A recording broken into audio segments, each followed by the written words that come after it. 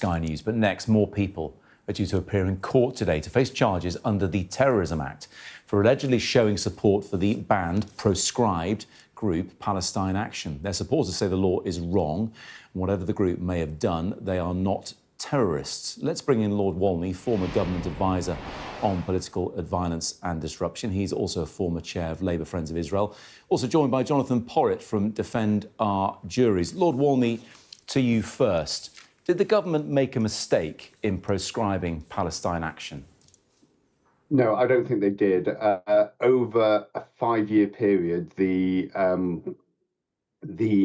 activities of Palestine Action systematically caused a level of criminal damage to factories. They terrorized thousands of workers over the time, and some of those people who will be facing trial are facing them on very serious charges of violence against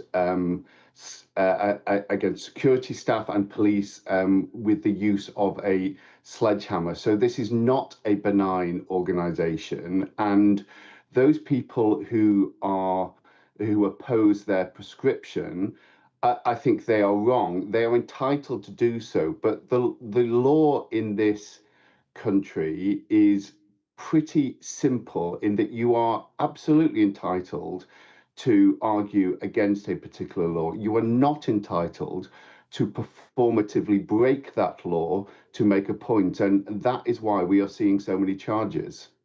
Jonathan Porritt, if they carry out those kind of actions, and we know that people in the name of Palestine Action have broken into military bases and they would probably say vandalised aeroplanes, then the government's perfectly within its rights to proscribe it, isn't it? No, those two things don't add up.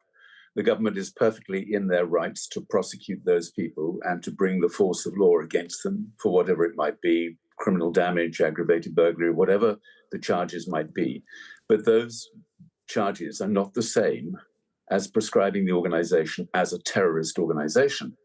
And in fact, it's interesting listening to Lord Walney, because the suspicion is, of course, that the government decided to ban Palestine Action precisely because it was so effective in the campaign that it brought against arms manufacturers here in the UK, who are, of course, directly involved in the genocide in Gaza, as is our government.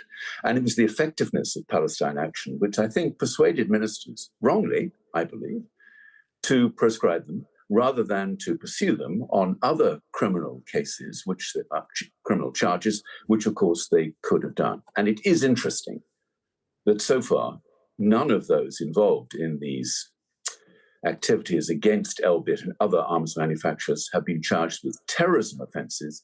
They've been charged with other offences. I think I'm right in saying that you yourself were arrested in Parliament Square in August on a Palestine march calling for an end to the war in Gaza. Just very quickly, Jonathan Porritt, tell us about that experience and why it happened. I come to the conclusion that the government was not listening to all the campaigns from Palestine Solidarity and so on. And for anyone who feels as deeply about the utterly abhorrent ongoing genocide in Gaza, and I fear it is still ongoing, by the way, despite the ceasefire, I felt I had no alternative but to get involved in the Defend Our Juries campaign to lift the ban on Palestine Action. And that is what I'm involved in that campaign, to get that ban lifted. And that meant that I was indeed in Parliament Square in August and in September. And I will continue to support Defend Our Juries in that campaign, because for me, it is what every upstanding citizen should be doing to ensure that our government goes after the real perpetrators of terrorism here, which happens to be the Israeli Defense Forces in Gaza.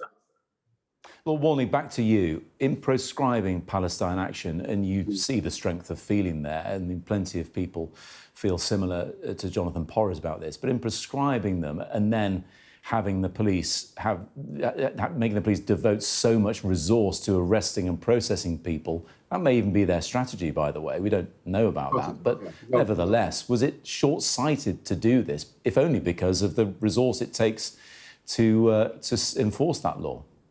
No, I don't think it was. And I think that the level of criminality over a sustained period and the ways in which working people were in facilities across the country were faced with a level of intimidation and fear made that action appropriate. But what I do hope that the government does is they do look at this last period and they will actually accept a recommendation from my recent review to government, which is to say that you could have nipped this problem in the bud before this build-up over several years to the level where Palestine Action were deemed to have met the terrorist threshold. And so I'm recommending that there is a new category of ban for an organisation that is dedicated to criminality to make its point, which will be below the terrorism threshold. So you wouldn't have the issue of people being deemed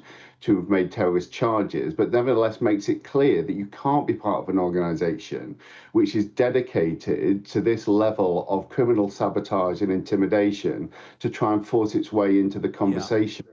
Lord Walney, I appreciate you need to go, so we'll let you go. Given that we started with you, we'll give the final word to Jonathan Porritt. Just on that point, Jonathan Porritt, look, I appreciate you don't think Palestine Action should be banned in any which way, shape or form.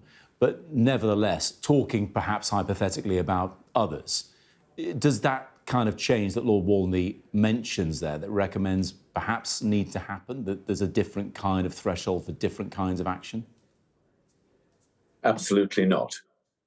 And Lord Walney has a long record of seeking to introduce ever more repressive legislation into this country, essentially curtailing people's right to protest, to freedom of assembly, to freedom of speech. For many years now, 6 or 7 years, that is precisely what he's been recommending to government. And I think, unfortunately, it was partly his advice that caused government ministers, particularly Yvette Cooper, then Home Secretary, to overreach by imposing a ban on Palestine Action as a terrorist organization, a decision which should never have been taken and is now the principal cause of why the government is in such difficulty with thousands of people saying, this is wrong, this is absolutely wrong, the right to protest is hugely important still, and seeking always to go after the people who are protesting against genocide rather than the people who are causing the genocide is an insane situation for this government to have got itself into. Jonathan Porritt, appreciate your time. Thank you as well, of course, to Lord Walney too. Thank you.